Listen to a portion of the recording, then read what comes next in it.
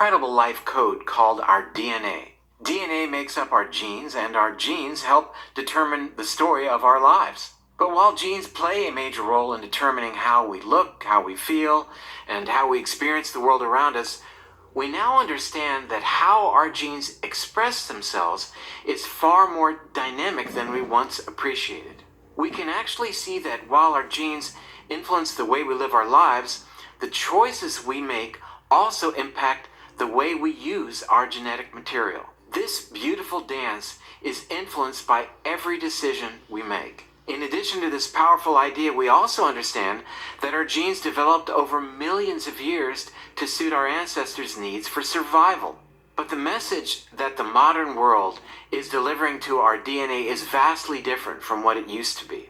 In a sense, most of us are living at odds with our genetic makeup, and we see that the information that we now deliver to our DNA can create major health problems. Luckily, when we consider these two concepts in tandem, a powerful idea is indeed formed. If we understand how our modern world may be altering the messages that we send to our DNA, we can take the necessary steps to make sure we're giving our genes the right message.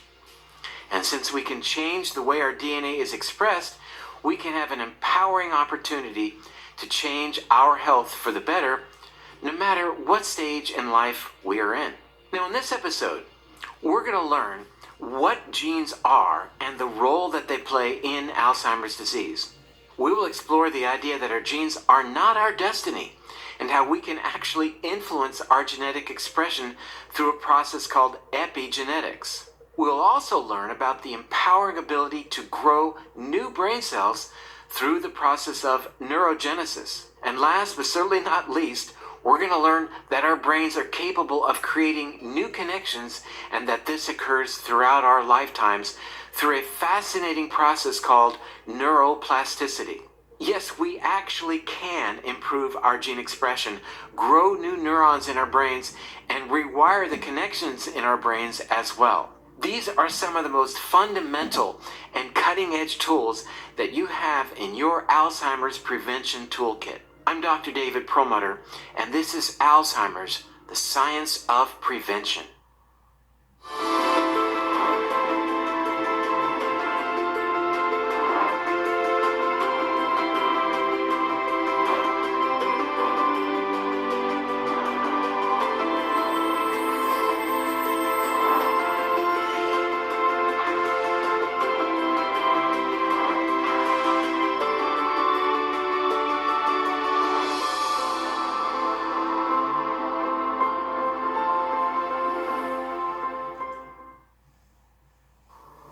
In previous episodes, we learned that not only is Alzheimer's becoming far more common, but unfortunately, and more importantly, it is a disease for which we have no meaningful treatment. This makes prevention all the more important. We've touched on some of the important tools available to us in an Alzheimer's prevention plan, including an appropriate diet, exercise, avoiding environmental toxins, optimal sleep, and keeping blood sugars in check to avoid type 2 diabetes. All of these components have powerful effects on our genes and actually modify the way that they are expressed. Let's learn more about this phenomenon, which is called epigenetics. Our genes are not locked in to produce exactly an outcome called us. Our genes are there as a potential for which our lifestyles, our environment, our experiences then create a different expression pattern of our genes that become us. So there's much more plasticity in our ability to look, act, and feel differently based upon how we actually put ourselves through different environments, how we eat, how we think, how we act, how we move, who we interact with. And all those things are signals that our genes pick up and then create an outcome called who we are, our phenotype. And that concept of this gene-environment interaction giving rise to who we are, to me, is a dominant new conceptualization that gives much more opportunity for making positive change and not just saying, what was us, that we got the bad luck of the bad genes and that there's nothing we can do about it. That's an old model that is now really being replaced by this new model of genetic plasticity. So that's to me, where the personalized lifestyle becomes important, because now we say, hey, we can own much more about ourselves than we thought before. And now what we have to know is, what do we do to get the most out of our genes? And that's the new 21st century kind of paradigm.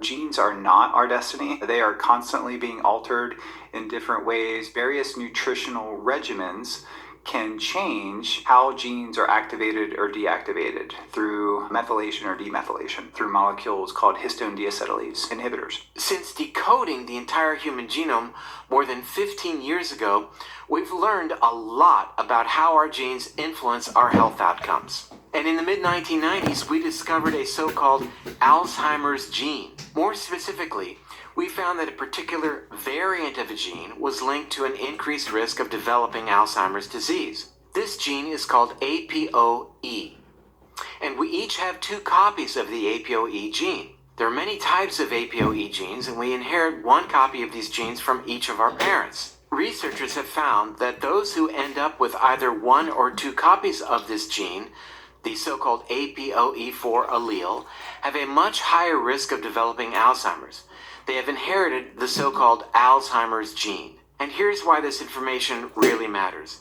Inheriting the APOE4 allele is a risk marker for Alzheimer's disease, not a determinant. That means that while an individual may have inherited this gene, it doesn't necessarily mean that Alzheimer's is in his or her future. Lifestyle changes can absolutely offset the risk imparted by inheriting the so-called Alzheimer's gene. So what can we say to people who carry what's called the Alzheimer's gene in terms of what they should be doing? First of all, I don't think there's such a thing as an Alzheimer's gene, but I believe that there is actually not a gene for any disease.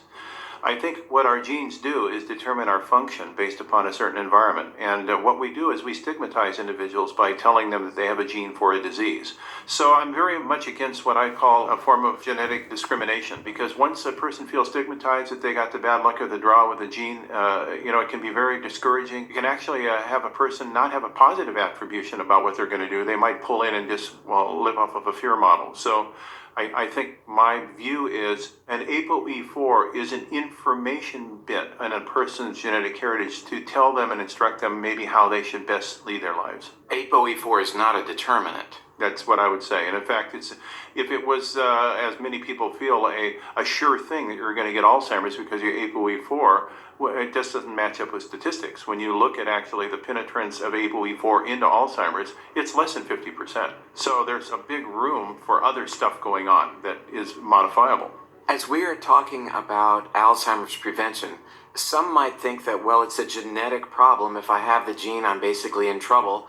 And if I don't, I'm going to get off scot-free. Can you address that? This is a really good point, because there's clearly a genetic component, because when it's running in your family, you have an increased likelihood of getting it. When it's not running in your family, it's not zero. You're still at risk, but you're not as great a risk. About 5% of overall cases have a strong genetic component. For the others, the typical case, so 95+%, and for about 2/3 of these, they are APOE4 positive, and about 1/3 are APOE4 negative.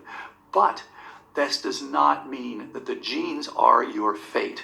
In fact, you can have dramatic impacts on how these genes are read out, so-called epigenetic mechanisms. In fact, in this case, you can do a lot, and the reality is that we can, with what we know today, make Alzheimer's disease a rare disease. It should literally be nearly ending, virtually ending with the current generation. Just as we went through scourges of leprosy, scourges of syphilis, scourges of polio, the current scourge of Alzheimer's should be ended. We do know that there are some genes that increase risk for Alzheimer's, but what exactly does that mean? Well, we have a very new understanding of genes than when you and I went to medical school. We know that genes are not fixed. You can change the expression of those genes, what's turned on or off.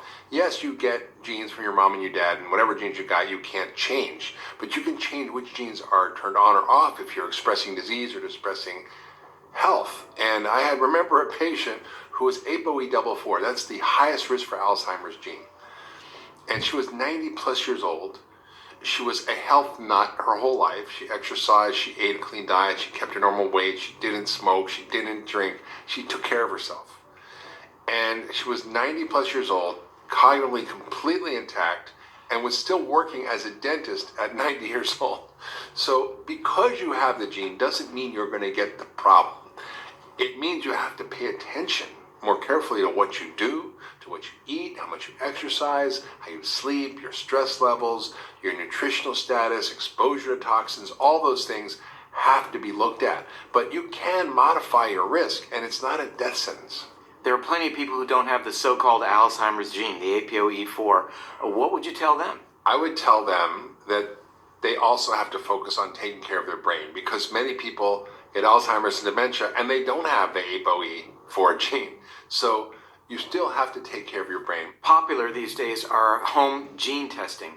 How should people interpret that information in terms of Alzheimer's risk, which could be somewhat actionable? I think home gene testing is a double-edged sword. It can provide you lots of useful information that can be actionable. It can provide novelty information, what your ancestry was or your risks of different conditions. Some tests do show the risk of Alzheimer's, which can be terrifying for people if they get a positive result. So I think without proper counseling and advice, it's not a great idea to learn from some home test that you're at risk for Alzheimer's. You really want to get professional help to understand, one, what it means, two, what your risk is, and three, what you can do about it.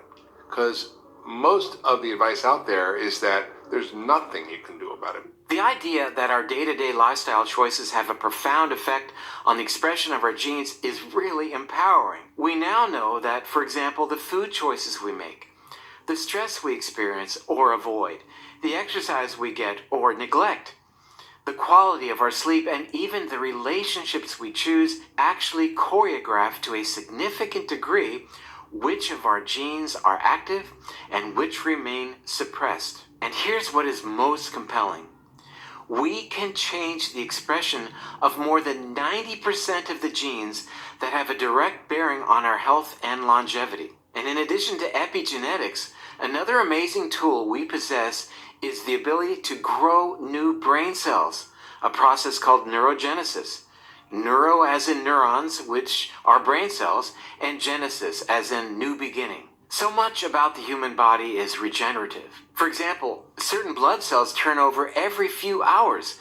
Taste bud receptor cells get replaced every 10 days, skin cells turn over every month, and muscle cells take about 15 years, but nonetheless, they get to completely renew themselves. Even the cells of the heart muscle experience regeneration. If you reach the age of, say, 80, your heart will have renewed itself completely 4 times. So regeneration is a common theme throughout the body, and this applies to some very specific parts of the brain as well. Neurogenesis is the birth of new brain cells, the creation of new brain cells. This was considered an impossibility until the mid-90s. Doctors and scientists had previously thought that the brain had sort of reached its peak in about the mid-20s, only to begin sort of a low and slow gradual decline towards the end of life. But we now know that in some of the brain's most vulnerable areas, like the hippocampus, the dentate gyrus area of the hippocampus, we can actually grow new brain cells up until death. You know, it's pretty much dogma over the years that we didn't have the ability to grow new brain cells, and yet now we know that we do. It's called neurogenesis. Why is that important, and what can we do to actually affect that? Well, this is one of the most exciting discoveries in medicine, that even to the point of death, you're making new brain cells. So what are the implications of that? The implications are that if your brain is damaged, you can repair your brain. You can make new brain cells. You can increase the connections of brain cells. This is called neurogenesis and neuroplasticity. And understanding how to do that and understanding what inhibits that is the secret to creating a healthy brain and to preventing, treating, and even reversing Alzheimer's. It's really been relatively recently that we've learned that the brain has the ability to grow new brain cells. What can we do to actually enhance that process? The regeneration of the brain is an unbelievable breakthrough discovery. In my schooling, when I thought I was educated by top mentors skilled in the art, and I learned my neuroanatomy and neurophysiology, and this would have been the 60s, the 1960s. It was well respected by the body politic in medicine that the brain didn't regenerate. And we used to make jokes, actually, saying, oh, gee, you went on a Friday night and you had a few too many beers and you lost some brain cells, you're never going to get those back, and this concept of irreversibility of neurons once they died. And so I think that we carried forward this view that the brain was one of the only tissues of the body that somehow had no regenerative capability. All other tissues, including bone, would remodel themselves. Sometimes it would take a long time, but the brain, no, it's a one-way street. So when suddenly it was found that no, the brain actually in adult animals can regenerate itself after injury. And we saw this with alcoholic encephalopathy, which was considered like irreversible from brain injury from alcohol in adults, that no, there was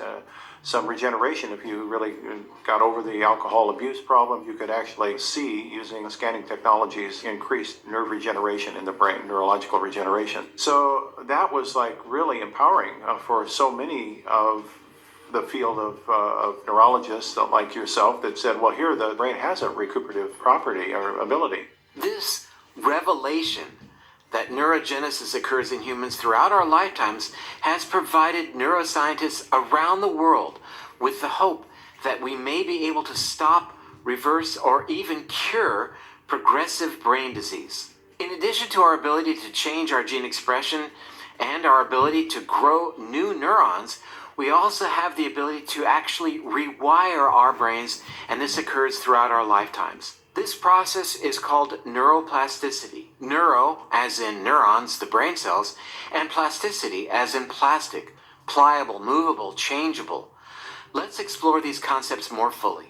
People have called you the father of neuroplasticity, which I think is a great name to own. That said, how does this whole notion of the brain being able to rewire itself, build new pathways, how does that relate to a degenerative condition like Alzheimer's? Well, actually, we have it within our power at any point in life to improve the operational status of our brain. So in the normal course of a life, there's an early period, you could say, of growth and progression and advance, and we come to some peak performance period in the roughly in the third decade of our life, in the average life, and then everything begins to slide downhill. It doesn't have to happen because the brain is continuously plastic. We actually have the power within us to continue that growth. We have the power within us, certainly, to argue strongly in ways that would increase the resilience of our neurological machinery, you could say, to keep us safer for a longer period of time. So absolutely, we realized, almost from the outset, that we had the potential to change our neurology in a way that should be protective, that should keep us safer for longer. Neuroplasticity is important. It's basically the brain's capacity to change, which is enabled by neurogenesis and all the sort of factors that allow that to occur. In Alzheimer's disease and in depression as well, there is reduced neuroplasticity. So that might be an effect of the disease as opposed to a cause. Insofar as we can encourage neuroplasticity, it's well documented that we can encourage it with exercise, with eating a brain healthy diet. I think it's definitely something that we should be mindful of and sort of chase, in our diets and lifestyles as best we can. The brain is plastic. You build its capacity by challenging yourself and by living a healthy life. We all know that, you can actually even increase your IQ points by challenging yourself. You can actually be faster in your processing speed. You can be better when it comes visual spatially. You can have better judgment, better reasoning, better planning, better memory at any age, regardless of whether you have pathology or not. How do you do that? By implementing a healthy lifestyle. And who wouldn't want it? You can be a better student, you can be a better executive at a company, you can be a better athlete, you can be a better mom, a parent, by making, reason and judgment at the core of your brain health. Everything matters. This empowering information applies directly to you. With this understanding, we see that we can make decisions that help create a brain that is resilient and strong, a brain that is resistant to disease. We have the amazing ability to reshape our brains by creating connections and even growing new brain cells. In a very real sense, you help determine the destiny of your brain. So we now understand that our brains are able to create new brain cells, new neurons, and rewire throughout our lifetimes, and that our genes are not necessarily our destiny. What do we do with this information? Through lifestyle changes, we're able to tap into these wonderful gifts, thereby helping our bodies and our brains to achieve their highest potential. Epigenetics and neuroplasticity are intimately linked. We know that various molecules in the body, which are stimulated by things like dietary interventions, including a ketogenic diet. There's a wide variety of plant-based nutraceuticals, I would call them, that can influence gene expression, and that's a whole area of research. And then we do know that prolonged exercise and also prolonged fasting, these things elevate molecules like beta-hydroxybutyrate, which is a ketone body.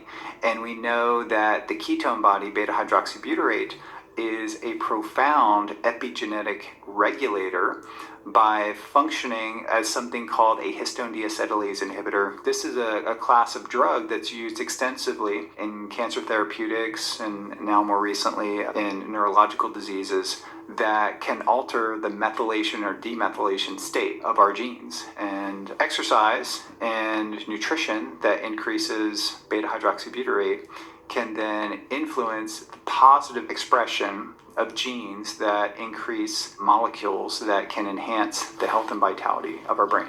In relationship to Alzheimer's, what can we describe that might enhance the ability of the brain to grow new neurons? Well, I think that the growth of new neurons in Alzheimer's and hippocampal regions would be very similar to all other things that we have learned that are stimulants that help to induce neurogenesis, the generation of new neurons. And I would say, number one, stimulation. We now know that music therapy and even in late-stage Alzheimer's can unleash certain latent things in terms of cognitive and emotional function in Alzheimer's patients. So if it can happen at the very late stage where there's been significant loss of hippocampal function, then what about earlier? What are the stimulations that we can start to use to both protect against the loss of and also stimulate the growth of? So you think of stimulating environments, you think of reading, you think of games, you think of simple things like everything from playing bingo to crossword puzzles. You think about nutrition and its very, very important role for supporting regeneration. You think about lowering the load of inflammation. You think about increasing antioxidant protection against these oxygen radicals that injure tissues. You think about managing blood sugar. It's all the things that one uses through these multiple foci that people like Dr. David Perlmutter and Dr. Dale Berndsen have been talking about. It's not just one thing, silver bullet. It's multiple factors that aggregate together to support an environment for neurogenesis and the protection against neurological injury. What are some of the ideas that people are talking about that actually do enhance our ability to make neuroplasticity work better? Well, there are a lot of things that we know contribute to it, and you should think about it really from an integrated perspective, because we know that what you eat matters. We know that there are various ways that we can strengthen these processes from the chemical and dietary side of life. We know that it's influenced by what's happening in the physical side of your body in all kinds of ways. There's important contributions that come from physical processes that are impacting your neurology, and then there are a whole variety of ways in which you can actually exercise the brain itself. You can actually improve the capacity to learn by exercising the brain or to change your brain for the better. And all of those things should be engaged by anybody that really has control of their adult life. You've been involved recently in some very specific endeavors that actually do target types of exercise for the brain. Can you tell us about that? It's important to understand, David, it's really about changing the machinery of the brain. It's about changing its physical and chemical structure so that it's operating with greater efficiency or accuracy. So, for example, we realized that we could engage an individual in progressive training in ways that would improve the speed of operations of the machinery and improve its accuracy. And speed and accuracy are really important targets, because we know that in the average individual, you could say the maximum speed of operation of the brain occur roughly around their 30th birthday, and then decline progressively from that point forward.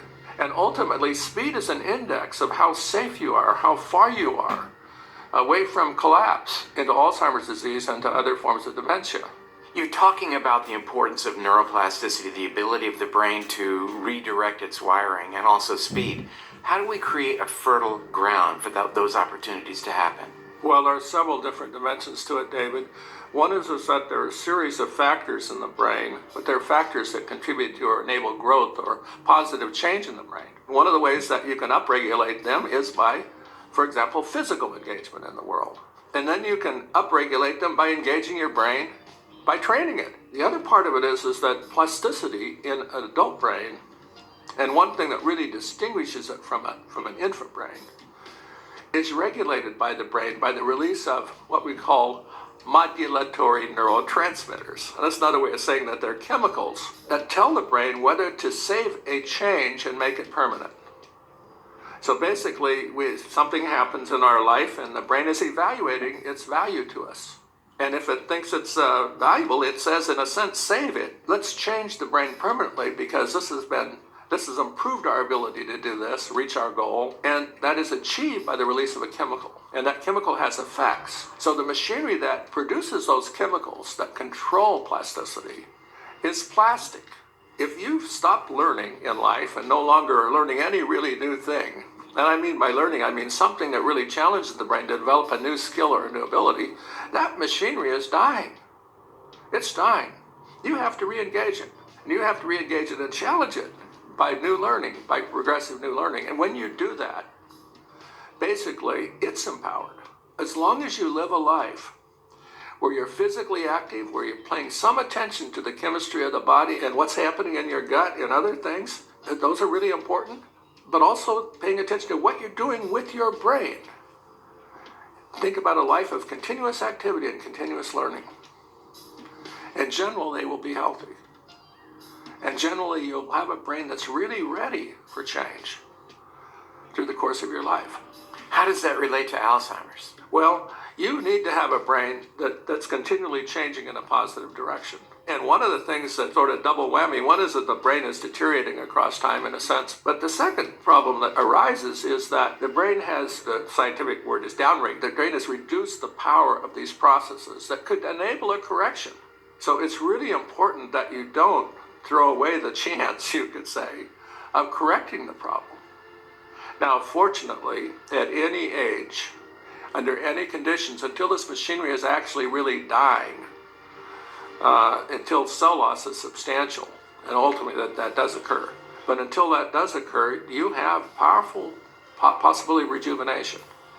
Because this machinery, again, is plastic. You exercise it and you can recover it a lot, even when it's in a significantly deteriorated state. So neurogenesis seems to be very important. What can we do to enhance that process?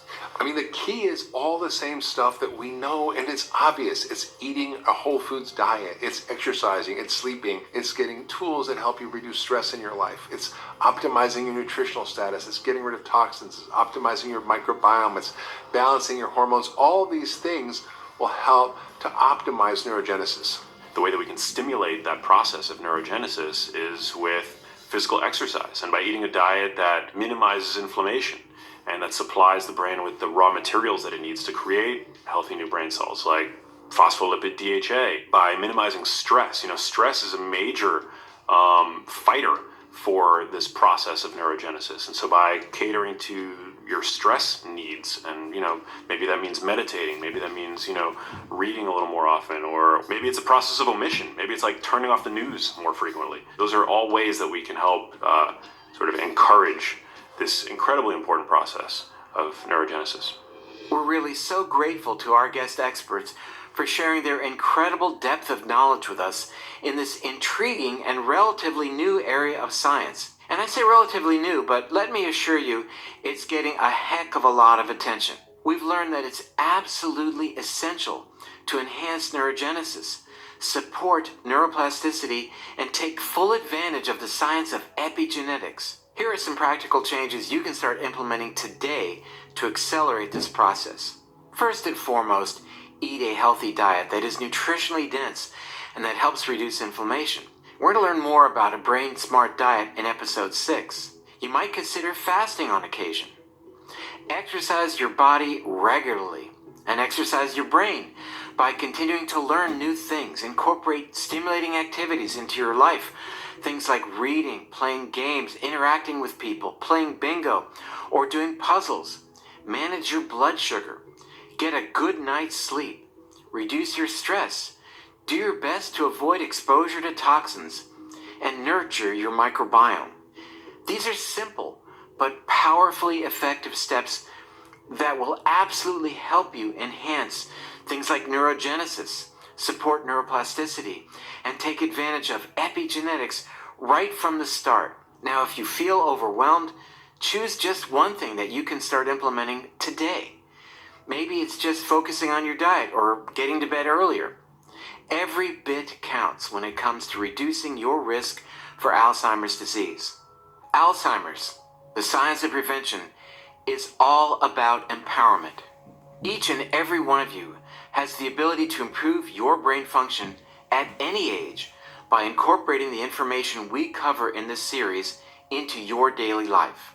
This cutting-edge information isn't available anywhere else, and that's why owning all of the expert interviews, the transcripts, and the supporting materials is so incredibly valuable.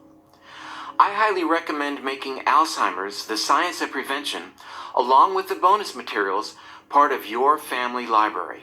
By making some simple lifestyle changes, you can evoke lasting improvements in your health and in your life. These changes may not only help prevent Alzheimer's, they will almost certainly improve cognitive function for you right now.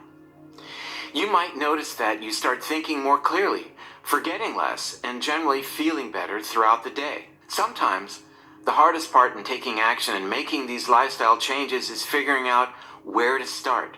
With that in mind, the bonus materials include resources that will help you apply this knowledge to your life one step at a time.